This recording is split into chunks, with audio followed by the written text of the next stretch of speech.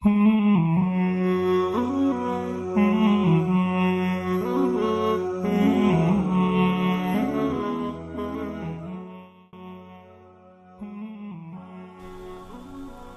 is no doubt that Jesus was unique from a lot of people's perspective. Some people claim Jesus was Son of God or partially God. Some people claim Jesus was a human and prophet from God, came with the great miracles. Other people claim Jesus was a liar and he did not deserve to live on this earth. God says, indeed, the example of Jesus to Allah is like that of Adam. He created him from dust, then he said to him, be, and he was. At the end of this video, you will understand exactly how was Jesus created. Jesus goes through 7 stages of creation, unlike the normal people go through 6 stages. His DNA consists of 25 chromosomes, which is proof from God that he had no human father, and he will be back to the earth following the last 25th revelation. The creation of Jesus was the last cycle of God miracles creations. God created man from none, man from women, women from man. Both women and men produced tons of men and women. What you're about to see now is scientifically proven and from the Quran. And just remember, nothing is coincidence in this world, especially what God has created. God is perfect. Regardless of whether or not they believe in God, most scientists agree the cosmic code appears to exist.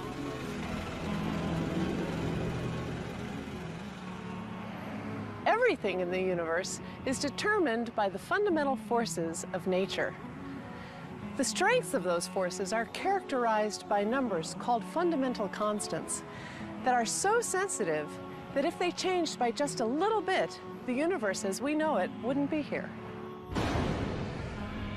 For example, if the rate of expansion of the universe right after the Big Bang had changed by 1 part in a quintillion is 1 with 18 zeros after it, the universe would continue to expand or collapse back on itself, and none of this would be possible. To illustrate just how small a number 1 part in a quintillion is, imagine all the grains of sand on this beach. In fact, imagine all the grains of sand in all the world's beaches. That number's probably somewhere around a quintillion. In this analogy, if all that sand represented the rate of expansion of the universe right after the Big Bang, how many grains of sand would I need to add or subtract to wreck the universe?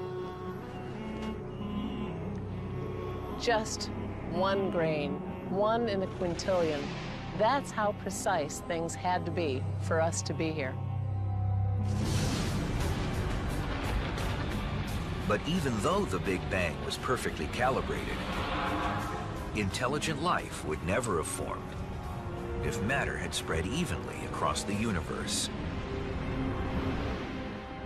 Had it been perfectly smooth, then there wouldn't be any clumps which would gravitate and form stars and galaxies. So we needed slight irregularities in the distribution of matter in the universe. Had those irregularities been much smaller, stars and galaxies wouldn't have formed. Had they been much larger, everything would have collapsed to form black holes. But even with the right distribution of matter throughout the universe, life would still never have formed without a complex series of processes inside stars that converted helium and hydrogen into heavier elements like carbon that form the basis of all living beings. Some of those stars explode, providing raw material with which to form new stars, planets, and ultimately life. Had the laws of physics been a little bit different, or even if the physical constants had been a little bit different from what they really are, this process of nuclear fusion and the explosion of stars might not have been possible, and we wouldn't be here discussing it. I don't know a single scientist who would disagree with the statement that the world is exceedingly ingenious. Not just mathematical, not just beautiful, not just elegant, but the manifestation of something truly extraordinary. The fine-tunings, how fine-tuned are they? Most of them are 1% sort of things. In other words, if a thing is 1% different, everything is bad. And a physicist could say, maybe those are just luck. On the other hand, this cosmological constant is tuned to 1 part and 10 to the 120 decimal places. Nobody thinks that's accidental. That is not a reasonable idea, that something is tuned to 120 decimal places just by accident. That's the most extreme example of fine-tuning.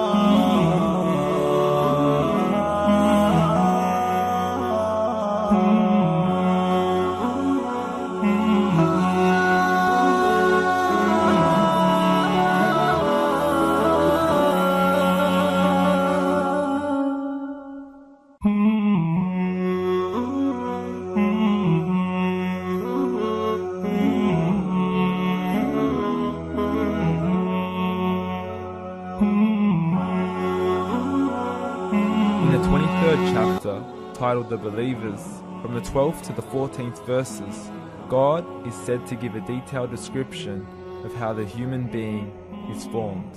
It begins by saying, "We then placed him as a sperm drop in a place of settlement, firmly fixed. Then we made the drop into a alaqa." We will translate this word very soon. "And then we changed the alaqa into a lump. Then we made out of that lump into bones. And then we clothed the bones with flesh. Then we caused him to grow and come into being and attain the definitive human form." In the 21st century, we can now safely say that this verse is clearly describing the process of human development in correct chronological order.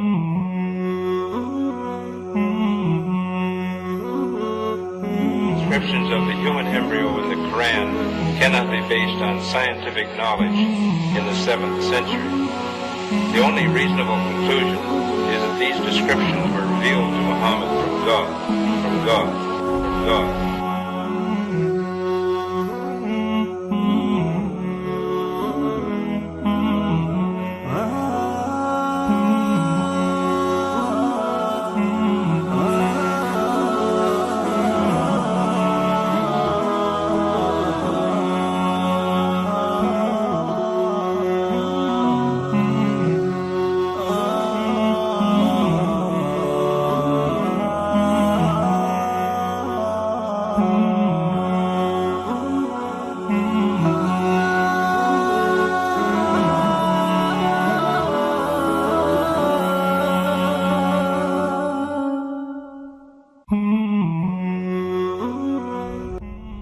Imagine a world where a woman could bring back her deceased husband by giving birth to him.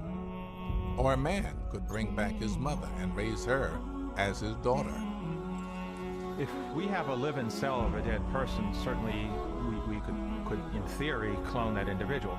We published a paper about a year or two ago where we show we can actually now create human embryos that are genetically identical to a normal embryo. The only way you would really know whether you could clone a human being is to actually implant that embryo into the uterus of a surrogate mother. Of course, we cannot implant those. That would be considered unethical, so it's unclear whether or not they would give rise to a human being. Society has vehemently rejected reproductive human cloning. In this climate, it is extremely difficult for geneticists to obtain funding for their research. There is also a shortage of material. So one of the problems with human cloning is the supply of eggs. So with a mouse or a cow, we can get literally hundreds, if not thousands of eggs. We can go to the slaughterhouse, for instance, and get them for $1 each and get thousands of these cow eggs. With the humans, it took us over a year just to get 5 eggs. Even if you had the eggs, it could take hundreds of pregnancies to perfect human cloning, a process that could result in scores of babies with horrific genetic damage. It'd be very much like if you wanted to clone your child, it'd be like sending them up in a rocket with a 50-50 chance it would blow up. In most of the world, cloning humans is not illegal. One day, a rogue scientist will pull it off. But cloning a person is not the same as duplicating a person. A lot of people, who have their pets, they want to often clone them, and they want Fluffy back. And what I tell them is, you're not going to get Fluffy back. As a matter of fact, we actually cloned entire herds of cows from a single cell from the same animal, and they develop a whole hierarchy just like we do in humans. So you have timid cows and aggressive cows, and they're all clones. So they develop their own behavioral patterns. So the environment has a very profound impact on your development. Let's say we decide to take DNA from Einstein's hair and grow some new Einsteins. Those clones would not be the man who wrote E = mc squared. Each would have a unique personality shaped by his environment. Clones are like identical twins, born years apart. They may be similar, but they will not be the same. Perhaps the key to life after death is not to grow an entirely new body, but to resurrect the one you have.